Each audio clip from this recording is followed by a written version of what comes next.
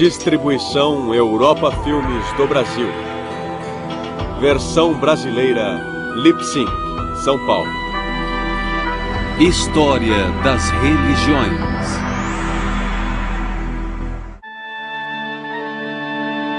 Judaísmo. Shalom, Tova Uvracha, Chen Vachest Vrachmim, Aleinu Val Kol Yisrael Amecha. Dai paz, bondade, bênçãos, benevolência, clemência e compaixão a nós e a todo o seu povo, a casa de Israel.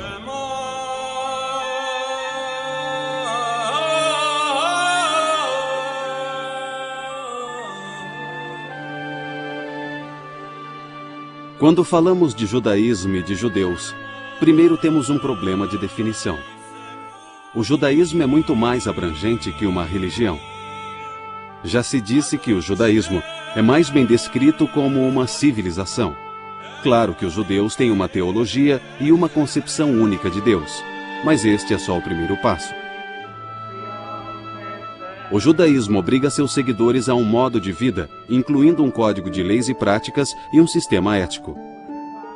A vida judaica inclui um amplo conceito de santidade que envolve um povo santo, a terra santa de Israel, a cidade santa de Jerusalém e uma língua santa, o hebraico. O judaísmo não deve ser visto como doutrina paralela ao cristianismo ou ao budismo, por exemplo.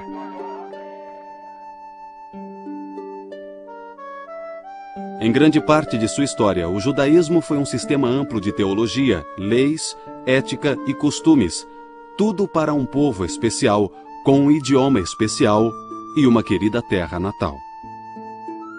Porém, no mundo moderno, definir o que é ser judeu é particularmente complicado. O judaísmo tornou-se pluralista. Boa parte dele corresponde ao significado tradicional da palavra religião, mas uma parte não será identificada como religião aos olhos de muitos não-judeus. Ao embarcarmos nessa jornada, estejamos prontos para explorar áreas que aparentemente são componentes incomuns da religião, mas que são partes intrínsecas da tradição única do judaísmo.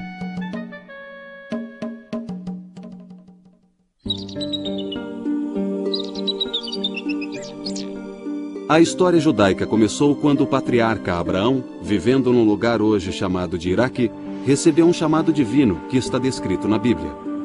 O Senhor disse a Abraão: deixa tua terra, teus parentes e a casa do teu pai, e vai para a terra que te mostrarei, e farei de ti uma grande nação, e te abençoarei, engrandecerei teu nome, e serás uma bendição.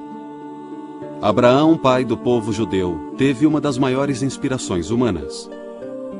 A história do povo judeu começou quando Abraão compreendeu que só havia um Deus e que esse Deus regia todos os povos, toda a história, todas as nações, e que Deus queria que as pessoas fossem éticas e boas, e foram os descendentes de Abraão que deram origem ao povo judeu. Esse monoteísmo foi a maior contribuição judaica à humanidade e o princípio fundador do judaísmo. A Bíblia narra que Abraão fez uma aliança, um tipo de pacto ou contrato com Deus. É uma promessa de que sua família se multiplicaria como a areia dos mares e que viveria nessa terra que é regida pelo seu Deus.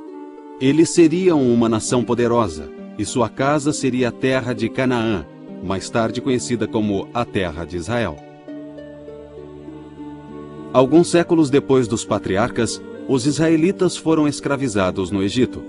Mas sob a liderança de Moisés e depois de uma série de experiências extraordinárias, os milagres descritos pela Bíblia, eles escaparam da feroz perseguição do faraó para o deserto do Sinai. No caminho, atravessaram o Mar Vermelho. A Bíblia diz que o mar se abriu milagrosamente para que eles passassem. No Monte Sinai, Moisés recebeu de Deus a revelação básica que conduziria o povo judeu através da história. Da montanha, ele trouxe todo um código de leis e de ética, em cujo cerne estavam os 10 mandamentos. Sou o Senhor vosso Deus, que vos tirou da terra do Egito e vos livrou da escravidão. Não tereis outros deuses diante de mim. Não tomareis o nome. Provavelmente ele recebeu mais do que 10 mandamentos, mas parte da lei pode ter se desenvolvido mais tarde. Moisés pode ter estabelecido os parâmetros básicos para a lei e os detalhes foram inseridos durante a história da comunidade. Mas o que realmente distinguia Israel dos povos vizinhos, dos edomitas, moabitas e outros povos, era o seu sistema legal e o seu sistema moral, e o sistema religioso, a crença em um único Deus. Isso os distinguia dos outros povos da região. Não cobiçarás. O código mosaico é conhecido como Torá. Torá significa instrução. Pode ser sinônimo de lei. Pode ser. Às vezes, num sentido bem específico, Torá se refere aos primeiros 5 livros da Bíblia hebraica. Depois de 40 anos vagando no deserto do Sinai, as 12 tribos dos filhos de Israel chegaram à Terra Prometida e a conquistaram. Levou tempo para se estabelecerem, mas tornaram-se um reino unido regido primeiro por Saul. O sucessor de Saul, Davi, fez de Jerusalém sua capital. Ele criou um Israel forte e unido que os judeus nunca esqueceram e que ansiaram por recriar. O sucessor de Davi, Salomão, construiu o Templo de Jerusalém em cerca de 960 a.C. Esse templo foi o foco do culto israelita, que em termos acadêmicos significa um sistema religioso de adoração ou ritual. O culto israelita tinha como centro um sistema sacrificial. Foi centralizado por Moisés num santuário portátil que seria carregado pelo deserto do Sinai. Esse santuário receberia um foco permanente no templo construído pelo rei Salomão em Jerusalém. A terra prometida de Israel era vista como terra santa. Com o rei Davi, Jerusalém virou capital e tornou-se a cidade santa. O rei Salomão construiu o templo. Uma santidade especial passou a ser atribuída a esse local, vista como a morada de Deus na terra. Quando o templo foi dedicado, Salomão orou: Escuta a súplica de teu servo e de teu povo de Israel, quando orarem neste lugar. Escuta do céu onde resides. Escuta e perdoa. O povo do reino unificado era conhecido como Filhos de Israel, ou Israelitas. Esse nome se baseia no nome Israel, que Deus deu a Jacó, o terceiro patriarca e ancestral do povo. Nós também sabemos que depois de formarem uma comunidade única das 12 tribos, isso durou muito pouco tempo, o período de Saul, Davi e Salomão. Após Salomão, essa comunidade se dividiu em 2 grupos. Um grupo do norte com cerca de 7 ou 10 tribos e um grupo do sul com as tribos restantes. O grupo do norte, chamado Israel, durou mais ou menos 200 anos, foi conquistado pelos assírios e desapareceu da história. Não sabemos o que aconteceu com eles. A palavra judeu passou a se aplicar a todo o povo e mais tarde a palavra judaísmo foi cunhada para se referir à sua religião. Outro nome inicial para o povo era hebreus. Quando Israel caiu, o reino de Judá se manteve independente por mais de um século, até 586 a.C., quando Judá foi tomada pelos babilônios. O templo foi destruído. A elite de Judá foi exilada na Babilônia. Eles conseguiram preservar sua identidade, mas seus salmos registram sua angústia.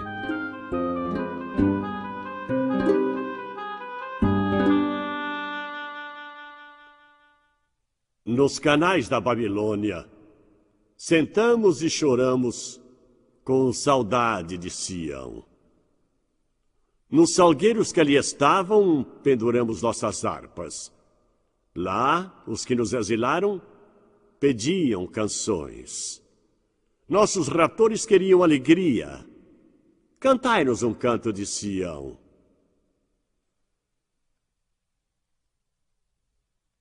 Como poderíamos cantar um canto do Senhor numa terra estrangeira? Se eu me esquecer de ti, Jerusalém, que me seque a mão direita, que me cole a língua ao paladar. Caso eu não me lembre de ti, caso eu não eleve Jerusalém ao topo da minha alegria. A fidelidade judaica foi recompensada após décadas de cativeiro, quando Ciro, o rei persa que conquistara a Babilônia, permitiu-lhes voltar a Jerusalém. Os que retornaram reconstruíram o templo. Quando os sobreviventes do exílio na Babilônia voltaram e reconstruíram no final do século VI a.C., eles fizeram o que chamamos de Segundo Templo. Esse templo sobreviveu ao longo do período romano. Os repatriados canonizaram a versão oficial do Pentateuco, os primeiros 5 livros sagrados que constituíram a Bíblia hebraica. Da época do primeiro templo até o exílio na Babilônia e entrando nos primeiros anos do segundo templo, Israel foi brindada com uma série de profetas. As falas de 15 desses profetas foram reunidas com escritos históricos e originaram uma segunda coleção de escritura judaica que foi acrescentada ao Pentateuco. Depois veio uma terceira seção, conhecida como Hagiógrafos. Era uma coleção de escritos literários e históricos adicionais. As 3 partes juntas formam a Bíblia dos Judeus, que provou ser um dos documentos mais influentes da civilização mundial. O segundo templo foi reconstruído por volta de 520 a.C. Ele continuaria em pé por mais 6 séculos. Em boa parte desse tempo, os judeus não tiveram soberania absoluta. Eles viveram em 516 a.C. até a destruição do segundo templo em 70 d.C. Naquela terra, embora nunca ou raramente com total liberdade, pois um império após outro conquistou a região. Era quase uma encruzilhada de civilizações. Eles foram governados por vários séculos pelos persas, depois pelos gregos e sírios, mas nos séculos I e II a.C., houve um período áureo de independência sob os governantes asmamitas, também conhecidos como macabeus. Os macabeus entraram em cena por volta de 165, depois que a região da Palestina tinha sido ocupada pelos sírios, controlada por eles, e eles tentaram introduzir ideias helênicas na Judéia, que ficava na fronteira entre eles e seu rival, o Egito, e eles queriam assegurar que a Judéia estivesse bem introduzida em seu reino e bem incorporada ao seu sistema de segurança. Assim, introduziram várias mudanças, colocaram suas famílias no poder, infiltraram suas próprias ideias religiosas e assim por diante, a fim de assimilar a província ao resto de seu império. Esse foi o primeiro golpe que levou à revolta dos macabeus. Este seria o último período de total liberdade para os judeus por mais de 2000 anos. Terminou com a conquista da Judéia pelos romanos em 63 a.C. O último século do período do Segundo Templo foi marcado por grande intranquilidade entre os judeus, ligada à esperada chegada de um Messias que restauraria a glória do povo judeu.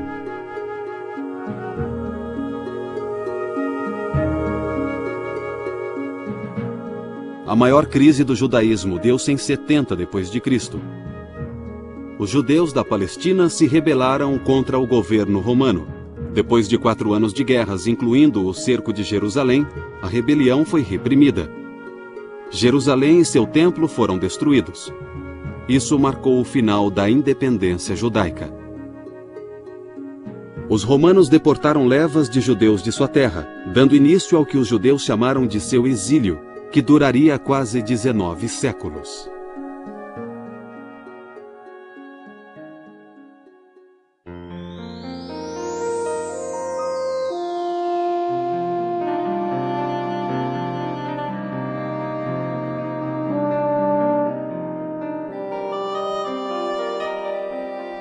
A reação romana à rebelião, que acabou levando à destruição do templo, foi devastadora para a população na terra de Israel, e ela deixou de ser o centro da vida judaica.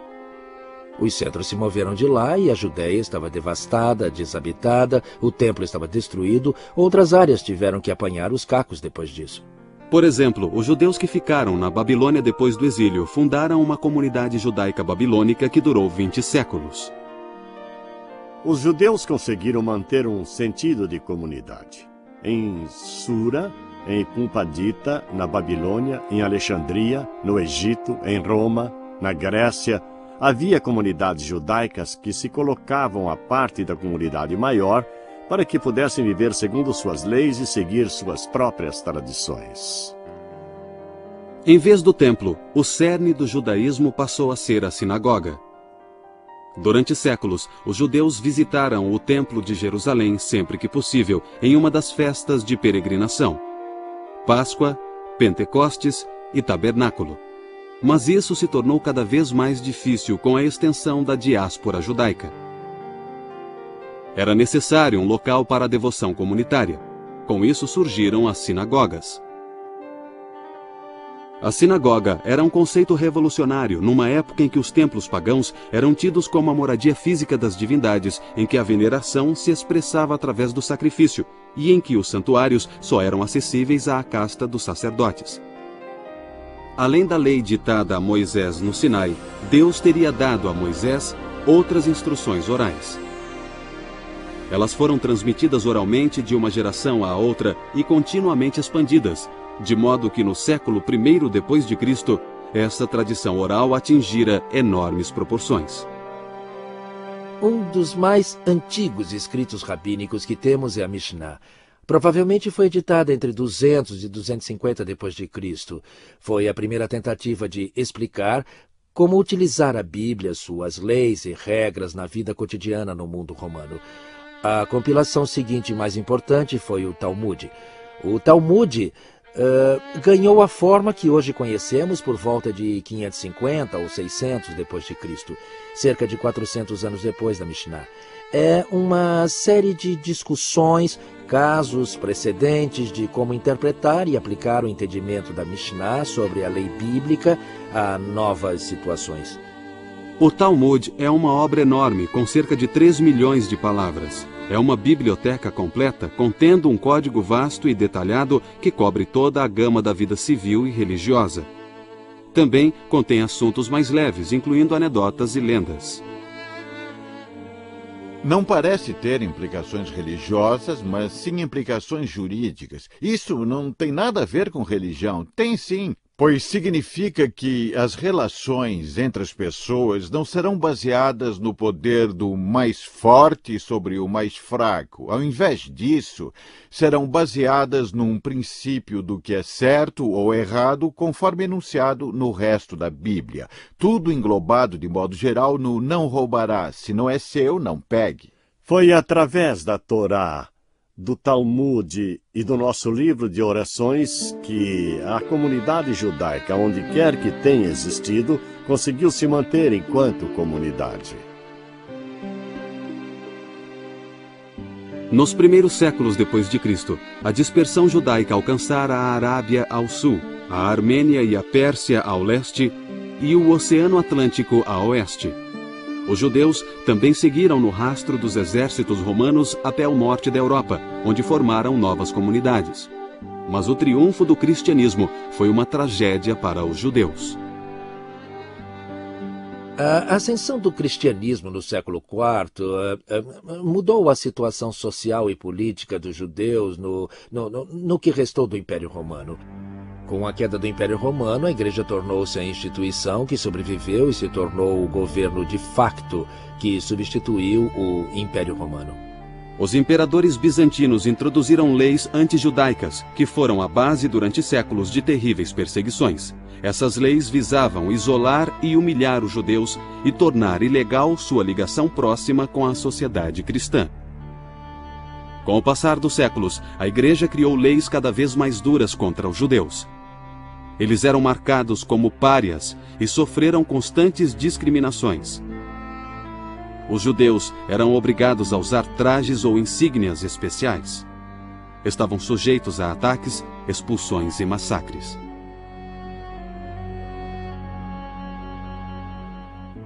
Sob tais circunstâncias, não espanta que os judeus confinados em seus próprios guetos tenham se tornado bastante introspectivos e imersos em sua própria cultura. Mas houve exceções em algumas épocas e lugares. Os judeus também participaram do Renascimento italiano com contribuições na ciência, literatura, filosofia, música e até na dança. Porém, de modo geral, a perseguição continuou.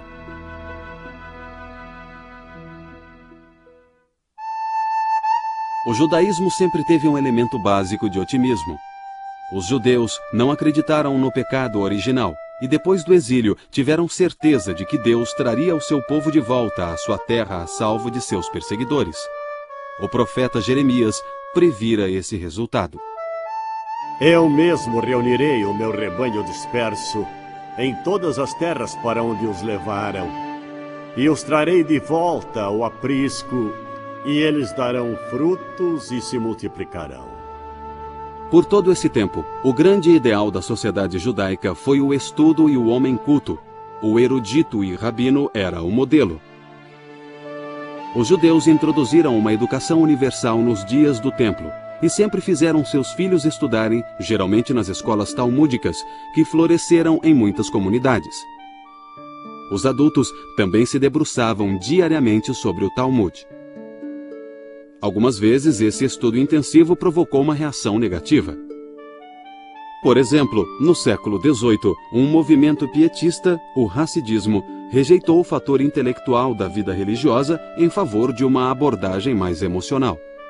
Os Hassidim, liderados por seu fundador, o Baal Shem Tov, o mestre do bom nome, no período medieval, quis trazer de volta ao judaísmo a celebração da vida e a alegria que sempre caracterizou a vida judaica com seus cantos e suas danças com a Torá e o sentimento de realização nessa relação com Deus. Depois das revoluções americana e francesa, os judeus deixaram de ser vistos como inferiores, sem ter direitos. Eles se tornaram cidadãos iguais. Muitos judeus passaram a questionar ensinamentos e práticas tradicionais. Surgiram novas formas de judaísmo. Uma das soluções mais influentes foi o judaísmo reformista.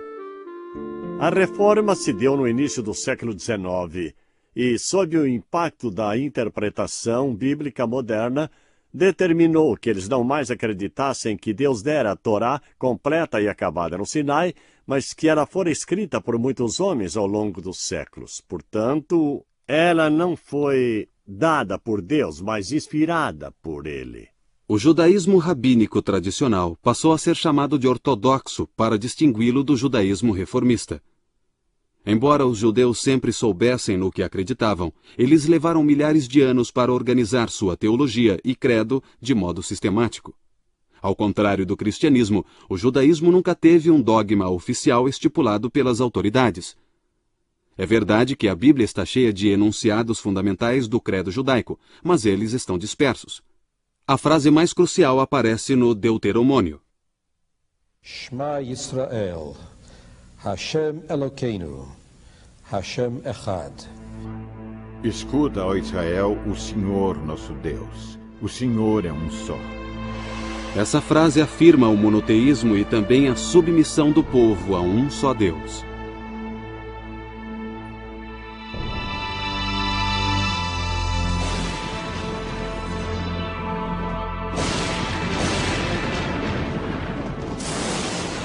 O conceito bíblico da criação tem muitas implicações importantes. O universo é visto como homogêneo, planejado e formado por uma única mente. O universo não existe por acaso, mas tem um propósito. Não houve um fator de acaso na criação da estrutura do cosmos. Cada detalhe foi divinamente planejado. Deus não se aposentou após a criação, mas continua envolvido em todos os assuntos do universo, emergindo como o Deus da história. A providência divina continuamente assegura a existência do mundo que ele poderia destruir do mesmo modo como o criou. O ser humano feito à imagem de Deus é o ápice e o propósito da criação. Deus, uma imagem? Deus não tem nenhuma imagem. Mas o homem tem características do próprio Deus que o diferenciam de todas as outras criaturas. Deus tem inteligência no seu nível, a seu modo. O homem tem uma mente.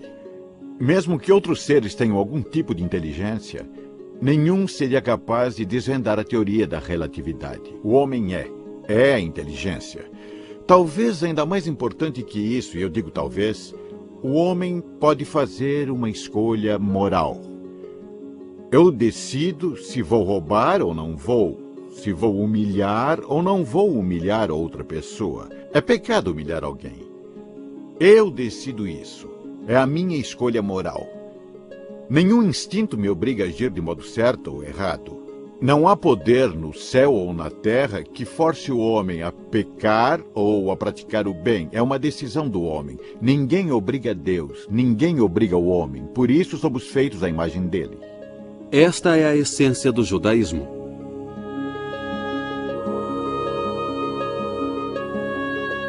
Os judeus antigos acreditavam que se seguissem a lei mosaica, estariam fazendo a vontade de Deus, e que Deus estaria ao seu lado.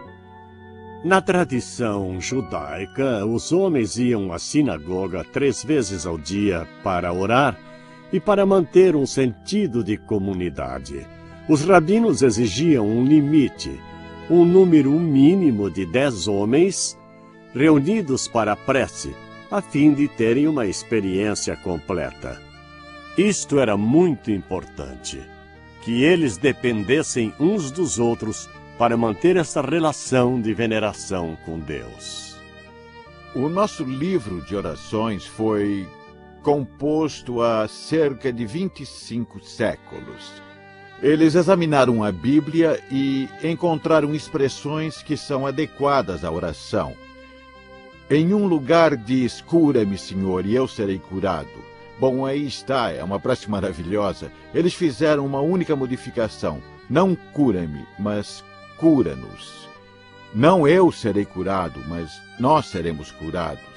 Essa ideia cria a dependência. Uma comunidade fica para sempre, ela continua indefinidamente. Os indivíduos são substituídos, mas a comunidade segue existindo. A comunidade tem responsabilidade para com todos dentro dela. A sinagoga tradicional era o centro da atividade comunitária. Ali, o judeu vivia boa parte da vida, sonhava e comungava com Deus e com seu vizinho. A sinagoga é o foco da comunidade para os judeus. A sinagoga é essencialmente, na nossa tradição, uma casa de veneração, uma casa de estudos e uma casa de companheirismo. São esses 3 aspectos da vida da sinagoga que unem a comunidade e a mantêm unida. Anochi Adonai Elohecha, asher hotzeisicha me'eretz Mitzrayim mibeit avadim.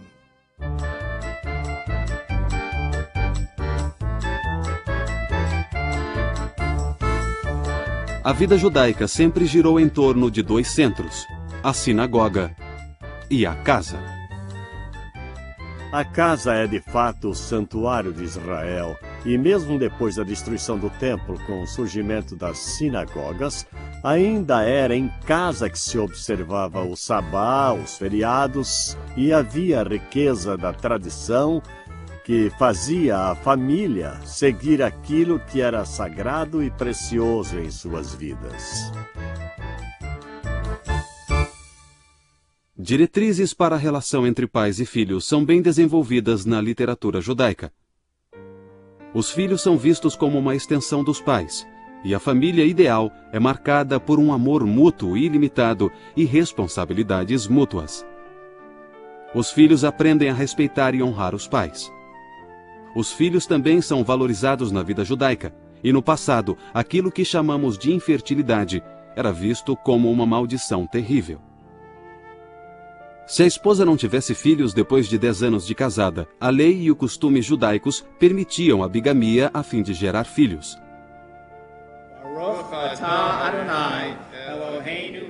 A vida judaica adquire um significado e um ritmo especiais com sua enorme variedade de festas, festividades e eventos em família. Esses eventos pontuam o ano judaico e lhe dão tempero e um caráter único. Esta é uma das maravilhas do judaísmo para mim. Ele celebra a vida dos nossos feriados e das nossas atividades diárias. Mas se me perguntarem qual é o feriado mais importante que celebramos, eu diria o Sabá. No Sabá, uma vez por semana, o judeu se dedica à sua família, à sua comunidade e a seu Deus. Nesse dia, você se afasta das preocupações e tarefas que o afligem durante os 6 dias da semana. É uma ocasião em que a família se reúne. Há uma refeição especial na sexta-feira à noite. A família relaxa ao redor da mesa de jantar e canta canções de sabá.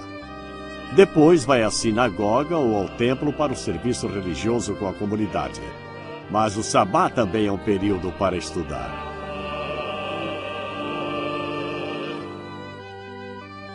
As 3 festividades, a Páscoa, a Festa das Semanas e a Festa das Tendas ou Tabernáculo, continuam a ocorrer na sinagoga e em casa.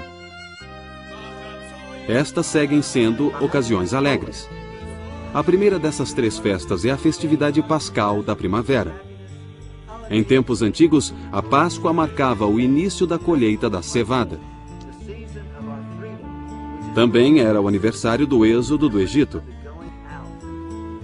Antigamente, os peregrinos de Jerusalém na Páscoa sacrificavam e comiam o cordeiro pascal em agradecimento por esses eventos. A última ceia de Jesus é geralmente vista como uma refeição de Páscoa. A festividade da Páscoa dura uma semana, e em memória das dificuldades dos ancestrais, os judeus só podem comer pão não fermentado na forma de bolachas. A Festa das Semanas ocorre 50 dias depois da Páscoa. Na época do templo, essa festividade agrícola celebrava os primeiros frutos do início do verão, e o peregrino trazia uma oferenda da colheita do trigo ao templo. Essa festa cai na data tradicionalmente associada à entrega da Torá a Moisés, no Monte Sinai. Por isso, também é conhecida como a Festa da Entrega da Lei. A terceira principal festividade de peregrinação ocorre no outono, depois da colheita. É chamada de Festa das Tendas ou Festa do Tabernáculo. Era a mais alegre das 3 festividades. Seu simbolismo histórico é a comemoração dos 40 anos de andanças dos filhos de Israel pelo deserto. Naquele tempo, os israelitas viviam em tendas ou tabernáculos. Os judeus, durante a festividade, vivem em tendas, nos jardins, terraços ou telhados das casas.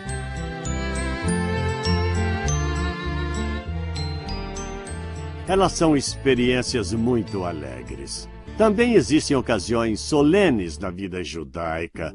Os dias mais santificados do ano são Rosh Hashanah, o Ano Novo Religioso, e 10 dias depois, Yom Kippur, o Dia do Perdão, na época do outono. E nessas datas o foco não está em casa como nos outros feriados, mas na sinagoga ou no templo, quando os judeus se reúnem para pedir perdão a Deus pelos pecados de ação e omissão do ano anterior, e para tentar começar um ano novo com a ficha limpa. Essas são as principais ocasiões solenes e festividades que celebramos. Mas eu devo acrescentar o Chanukah. Ele é o único feriado que celebramos que não é baseado nas Escrituras. Tornou-se um feriado importante, provavelmente por se dar na mesma época que o Natal, mas é uma ocasião de alegria e celebração baseada numa linda história da primeira vitória pela liberdade religiosa nos registros históricos, encontrada nos apócrifos, nos primeiro e segundo livros dos Macabeus. E celebramos o Purim, uma festa menos importante, pois não se encontra na Torá, mas está nas escrituras hebraicas e comemora a libertação dos judeus da tirania de um déspota. Quando os judeus estavam na Pérsia, eles foram atacados pelo inimigo. A rainha era judia e ela ajudou a salvar o seu povo naquela época. Fazemos uma grande celebração. As crianças se fantasiam, fazem várias brincadeiras também e se divertem muito, elas adoram. A liberdade é um tema que entra em todos os feriados importantes. O anseio de ser livre, de venerar o único Deus e de viver em paz como uma comunidade. O segundo ciclo de ocasiões especiais consiste nos marcos da vida familiar. Esses marcos começam com o casamento, que entre os judeus tem 2 finalidades: procriação e companheirismo. Os casamentos podem ser realizados em qualquer lugar, mas a sinagoga é o local favorito. A cerimônia é feita ao ar livre, se possível, para lembrar a promessa de Deus a Abraão de que sua prole seria tão numerosa quanto as estrelas. Na cerimônia de casamento, um palho é segurado sobre o casal para simbolizar o lar que eles estão fundando. Depois do casamento, o evento seguinte no ciclo familiar é o nascimento de um filho. Deus ordenou a Adão e Eva que crescessem e se multiplicassem, e isso foi visto pelos judeus como o primeiro dos 10 mandamentos. Se a criança for menino, uma cerimônia de circuncisão ocorre uma semana após o nascimento.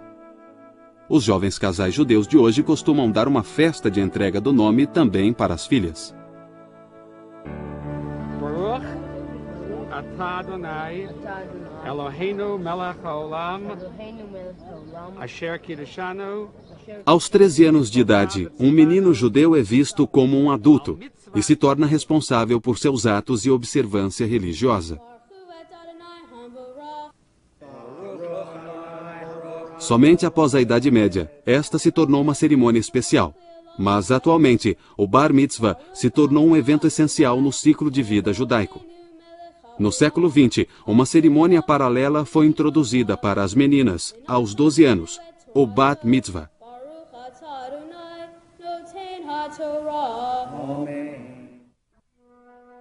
As leis judaicas para o velório são detalhadas. O enterro deve ocorrer o mais rápido possível, uma prática que reflete a origem do judaísmo num clima quente. Os judeus ortodoxos se opõem à cremação, pois acreditam que ela nega a possibilidade da ressurreição do corpo. Mas a cremação é permitida no judaísmo reformista. A vida sendo tão preciosa, o judaísmo diz que a morte não deve ser precipitada pela eutanásia ou qualquer ação que a antecipe. Em geral, o princípio ético básico é que quando a vida estiver em jogo, qualquer outra lei cai por terra. A vida humana vale mais que tudo. Somente 3 proibições são maiores que a preservação da vida. Não se podem fazer estas coisas mesmo que alguém morra. São elas cometer incesto, praticar assassinato ou idolatria. Mas em tudo mais, a preservação da vida prevalece. Do Código Mosaico, os rabinos derivaram 613 mandamentos para os judeus cumprirem. Como vimos, muitos deles estão ligados à sinagoga e à vida familiar, às festas e aos jejuns. Centenas de mandamentos estão ligados ao ritual do templo e à vida agrícola no Israel antigo, e esses não são usados há quase 2000 anos. Mas outros mandamentos afetam todos os aspectos da vida cotidiana. Os mais óbvios são as regras de alimentação, kosher. Muitos animais são totalmente vetados, incluindo crustáceos e carne de porco. Há regras básicas para o ritual do abate dos animais para assegurar uma morte rápida e humana. Outras regras prescrevem, como extrair o sangue que é visto como sede da vida. Os rabinos também derivaram da Bíblia o veto de comer laticínios junto com carnes.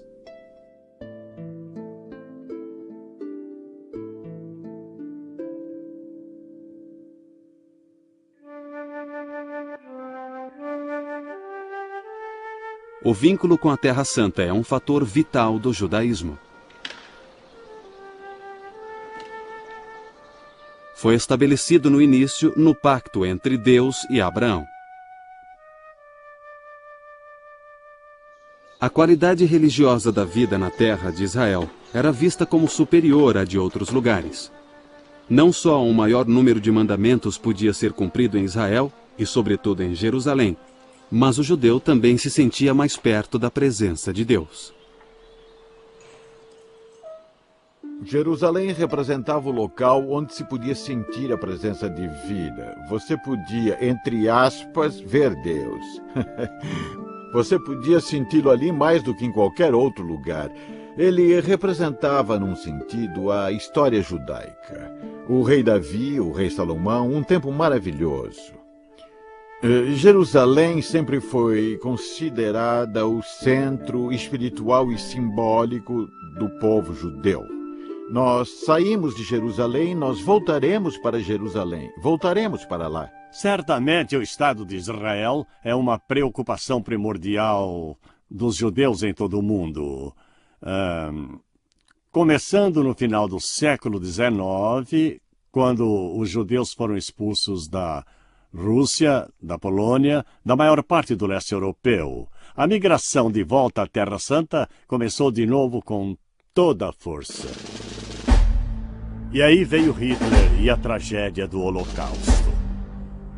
Parte da tragédia é que os judeus, que talvez tenham escapado da tirania nazista, não tinham para onde ir.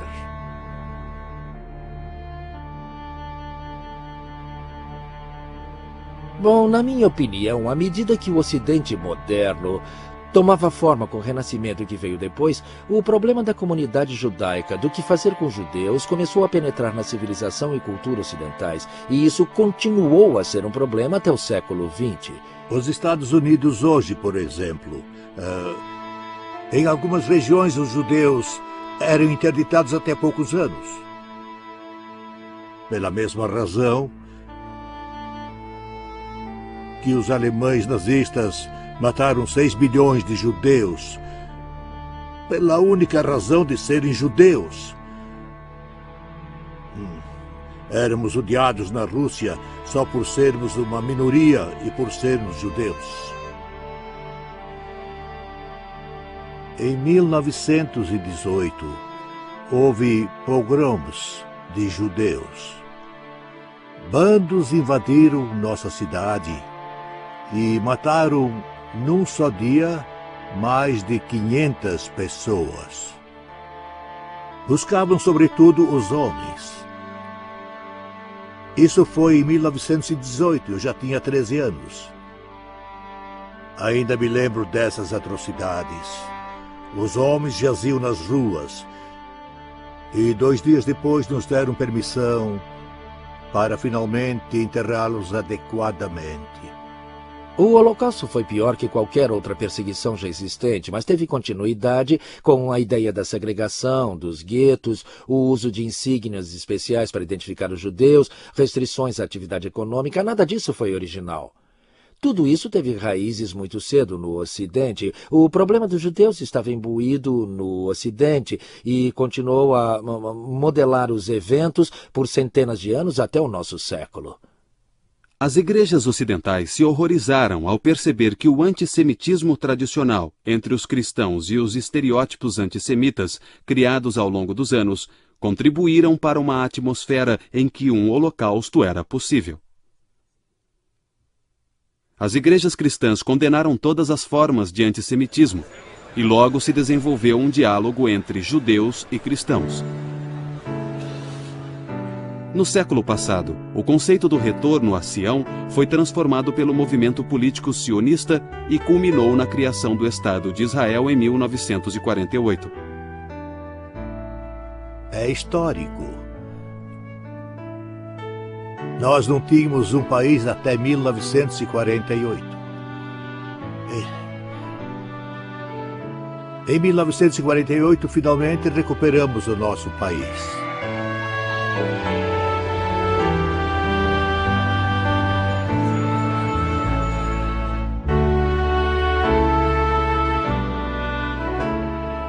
Qual é a posição do judaísmo atualmente?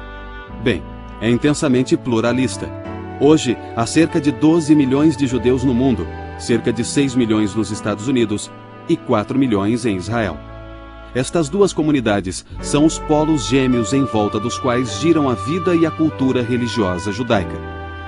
No começo do século XX, um escritor franco-judeu, Edmond Flank, tinha vínculos tênues com o judaísmo.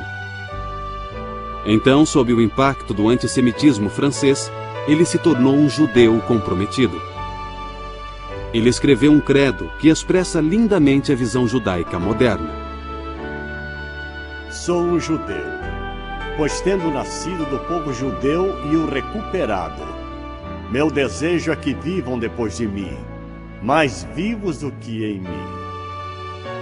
Sou um judeu, pois a fé judaica não exige de mim nenhuma resignação mental.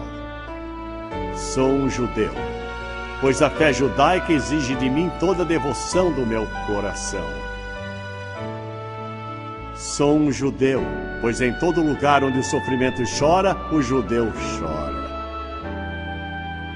Sou um judeu, pois toda vez onde o desespero impera, o judeu tem esperança. Sou um judeu, pois a palavra do judaísmo é a mais antiga e mais nova.